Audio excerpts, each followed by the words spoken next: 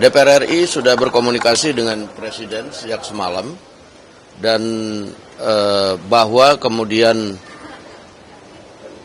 ada keinginan dari Kementerian SDM itu untuk menertibkan harga di pengecer supaya tidak mahal di masyarakat.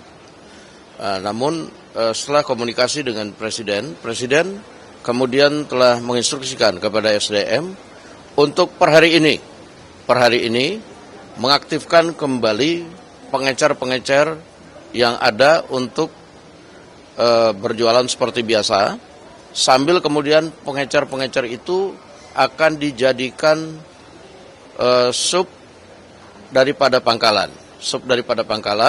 sehingga dengan aturan-aturan yang ada nanti akan menertibkan harga supaya tidak mahal di masyarakat. Jadi pengecer yang akan menjadi subpangkalan ini akan ditentukan juga harganya sehingga harga di masyarakat itu tidak mahal.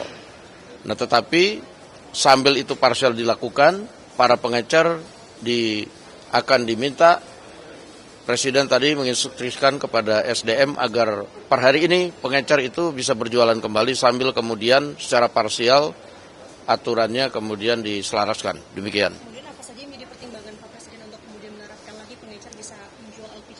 Sebenarnya ini bukan kebijakannya dari Presiden untuk kemudian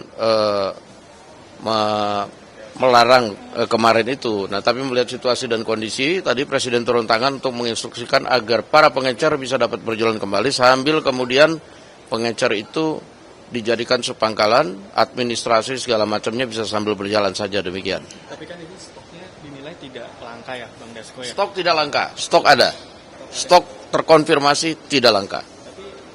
Dari pengecer dibeli ke pangkalan itu sampai mahal, Bang Dasko, 30.000 itu apakah ada oknum penakalan atau seperti apa? Nah, justru itu makanya nanti ini regulasinya lagi diatur, nah supaya kemudian nyampe ke masyarakat itu harganya tidak mahal.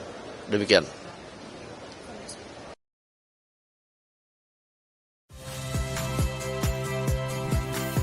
Saya Radi Saputro. Saksikan program-program Kompas TV melalui siaran digital, pay TV dan media streaming lainnya. Kompas TV, independen, terpercaya.